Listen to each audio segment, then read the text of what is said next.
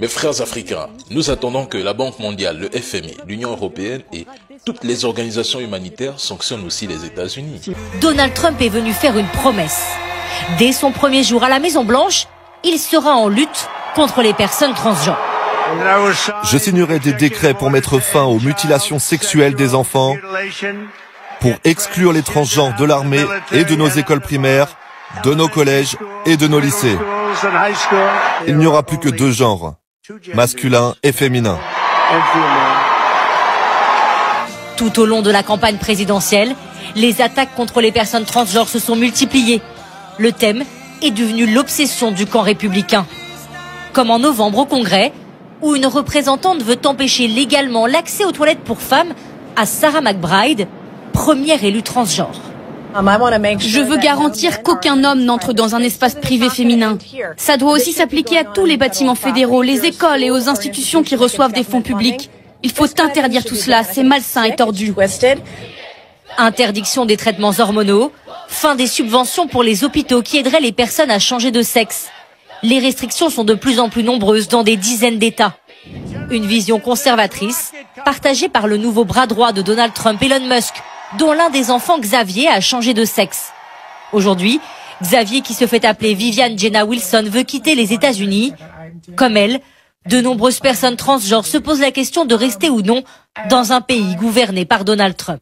Literally a culture of women screaming they don't need no man, and then they're like, why am I single? Probably because you say you hate men and you don't need them. It's sad. It's all part of the agenda to keep us separate, break up the family unit, keep us divided, poor, weak, alone, sad, high, drunk. And then we'll never be able to keep the government in its place. The only thing stronger than government is the family unit, and if that's been broken up, then we can fully be taken advantage of with fear, division tactics, left versus right, food supply, poison in our water. The list goes on, people. Get married, have children, drink fluoride-free water, don't eat seed oils, get some sunshine. Donald Trump, président élu des États-Unis, a annoncé dimanche 22 décembre vouloir mettre fin au délire transgenre dès son retour à la Maison-Blanche le 20 janvier prochain. Lors de l'America Fest à Phoenix, en Arizona, il a déclaré qu'il signerait, dès son investiture, des décrets interdisant les mutilations sexuelles sur mineurs, excluant les personnes transgenres de l'armée, ainsi que des écoles primaires, collèges et lycées. Selon lui, la politique officielle des États-Unis sera qu'il n'y a que deux genres, hommes et femmes. Ces déclarations s'inscrivent dans une série d'attaques républicaines contre les droits de la communauté LGBT+, notamment concernant les traitements médicaux pour mineurs ou la participation des femmes transgenres à des compétitions sportives féminines, des sujets qui divisent profondément le pays. Pendant sa campagne, Trump avait dénoncé ce qu'il qualifie de diktat de la bien-pensance, réaffirmant son opposition au wokisme.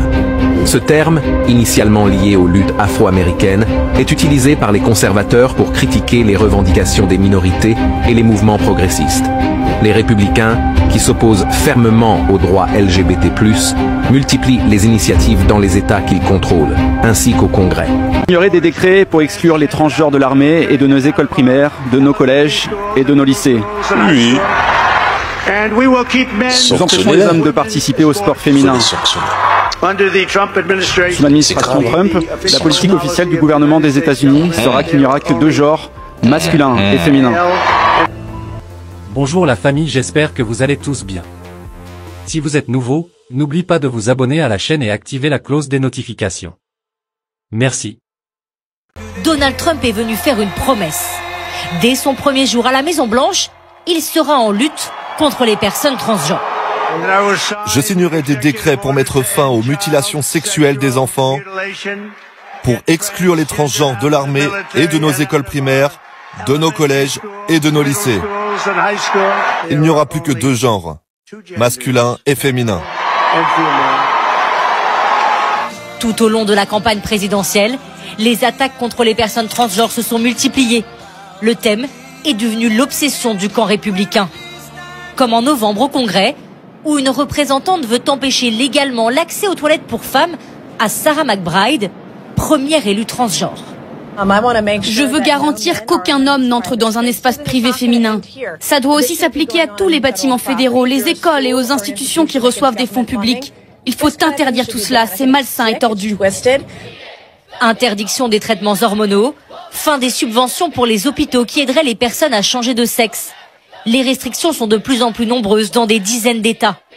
Une vision conservatrice, partagée par le nouveau bras droit de Donald Trump, Elon Musk, dont l'un des enfants, Xavier, a changé de sexe. Aujourd'hui, Xavier, qui se fait appeler Vivian Jenna Wilson, veut quitter les États-Unis. Comme elle, de nombreuses personnes transgenres se posent la question de rester ou non dans un pays gouverné par Donald Trump. N'avez-vous pas menacé de sanctions et de représailles le Ghana, l'Ouganda et plusieurs autres pays africains? Vous avez même critiqué publiquement le discours du président Diomaye Faye lorsqu'il défendait les valeurs africaines.